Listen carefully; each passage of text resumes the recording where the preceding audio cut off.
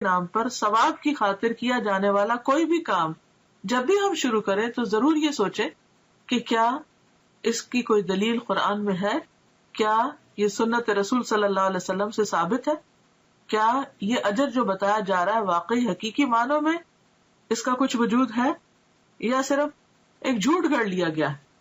اس طرح کی چیزیں دین میں شامل کرنا اور پھر ان کی پابندی کرنا اور ایک خاص رات میں یا خاص دن میں یا خاص طریقے پر، یہ سب چیزیں دین میں دخل اندازی ہے اور یہ ناپسندیدہ ہے۔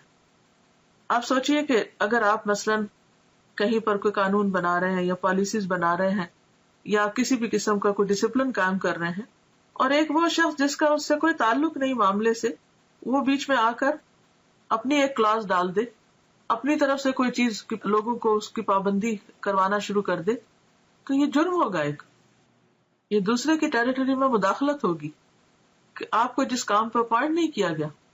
یا پھر یہ کہ مثلاً اگر کسی کو کسی خاص قانون کی پابندی کروانے کے لیے کہا گیا اور وہ اس قانون کے ساتھ کچھ اور قانون اپنی طرف سے بھی شامل کر دے جس کی اس کو اجازت نہ ہو، اس کے پاس کوئی اتھارٹی نہ ہو، کوئی سند نہ ہو، تو یہ طریقہ انتہائی معیوب ہے۔ تو دین کے معاملے میں بھی ہمیں نہایت سمجھداری سے کام لینا چاہیے اور دین کو بس اتنا ہی رکھنا چاہیے کہ جتنا وہ ہے یا جتنا ہمیں دے دیا گیا ہے۔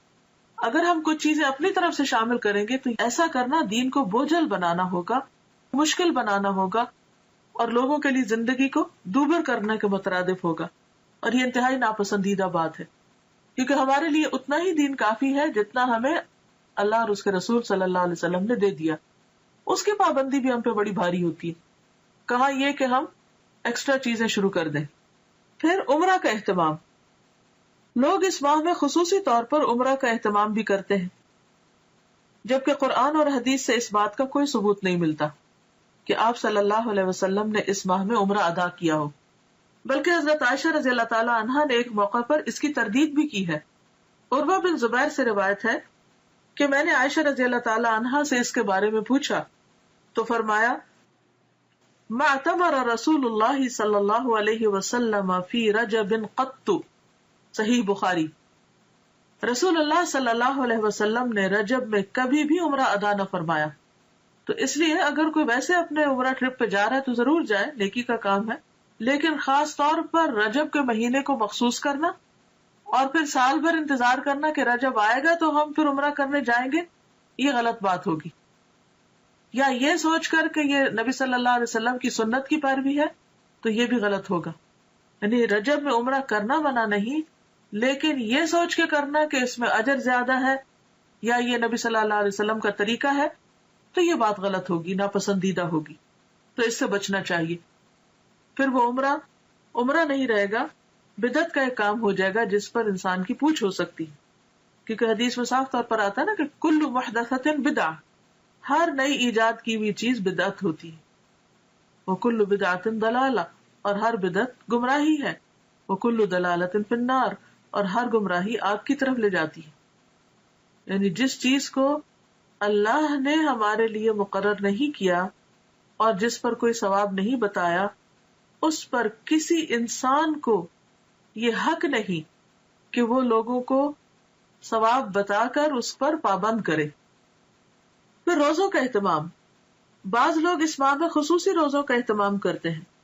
صحیح روایات سے پتہ چلتا ہے کہ آپ نے کبھی مسلسل 3 ماہ رجب، شعبان اور رمضان روزے نہ رکھے اور نہ اس کی تاکید کی۔ شعبان اور رمضان کا تو ملتا لیکن رجب کو آپ نے ساتھ نہیں ملایا۔ بعض لوگ 27 رجب کا روزہ رکھتے ہیں اور اس روزے کو عام دنوں کے روزوں سے افضل سمجھتے ہیں، یعنی خاص طور پر 27 تاریخ کے روزے کا اہتمام، یہ بھی درست نہیں۔ متعدد احادیث سے نبی کریم صلی اللہ علیہ وسلم کا مخصوص دنوں یا تاریخوں میں نفلی روزوں کا اہتمام کرنا ثابت ہے، یعنی ایسا نہیں کہ کوئی دن اور مقرر نہیں، اور دن ہے مقرر، لیکن وہ آپ صلی اللہ علیہ وسلم نے خود کیے ہیں۔ آپ کے بعد کسی اور کو اجازت نہیں کہ وہ لوگوں کے لیے دن مخصوص کر دے کہ اس دن لازمی روزہ رکھنا ہوگا اور اس کا ثواب زیادہ ہوگا۔ متعدد احادیث سے نبی کریم صلی اللہ علیہ وسلم کا مخصوص دنوں یا تاریخوں میں نفلی روزوں کا اہتمام کرنا ثابت ہے، جیسا کہ ایام بیز میں ہر قمری مہینے کی 13، 14، 15 تاریخ 20 दिन को इसलिए कहते ہیں کہ یہ چاند کی وہ راتیں ہوتی ہیں جس میں ہر طرف چاندنی پھیلی ہوئی ہوتی ہے اور ہر چیز سفید نظر آتی ہے ایک طرح سے. تو 20 جو ہے ابیت سے. یا ہر سوموار اور جمعرات کو، یہ بھی مسنون ہے کیونکہ آپ نے اس کا اہتمام کیا. ذوالحجہ کے ابتدائی عشرے میں پہلے 10 دن یعنی 9-10 محرم کو ابتدائی عشرے میں، یعنی اس کا مطلب نہیں کہ 10 تاریخ تک، 10ویں تاریخ کو تو عید ہوتی ہے، یعنی 9 تاریخ تک مراد ہے. 9-10 محرم کو یا پھر کثرت سے ماہ شعبان میں. ان تمام کے بارے میں صحیح اور مستند احادیث ملتی ہیں، لیکن 27 رجب کے روزے کے بارے میں کوئی روایت نہیں ہے. لہٰذا اگر کوئی خصوصی طور پر اس دن کا روزہ رکھتا ہو تو اس کا روزہ تو ہو سکتا ہے، مگر یہ عمل مسنون نہیں ہوگا بلکہ بدعت شمار ہوگا. قرآن کریم میں ارشاد ربانی ہے، یا ایھا الذین آمنوا لا تقدموا بین یدی اللہ ورسولہ، الحجرات آیت 1. اے لوگو جو ایمان لائے ہو، اللہ اور اس کے رسول سے آگے نہ بڑھو. عمر رضی اللہ عنہ اس ماہ میں نہ صرف یہ کہ روزہ رکھنے سے منع کیا کرتے تھے، بلکہ لوگوں کے ہاتھوں پر ہاتھ مار کر مجبور کرتے کہ وہ روزہ توڑ دیں، کیونکہ ماہ رجب کی تعظیم اور اس میں روزہ رکھنا دور جاہلیت کی رسم تھی. یہ مصنف ابن ابی شیبہ کی روایت ہے. اور ایسا کیوں کرتے تھے؟ کیونکہ قرآن پاک کا یہ حکم ان کے سامنے تھا کہ لوگوں اللہ رسول سے آگے مت جاؤ، یعنی جو کام انہوں نے نہیں بتایا وہ تم اپنے ہاتھ میں نہ لو اور ان سے بڑے بننے کی کوشش نہ کرو، کیونکہ عموماً حکم چلانے والے ایک طرح سے اپنی بڑائی کا اظہار کر رہے ہوتے ہیں.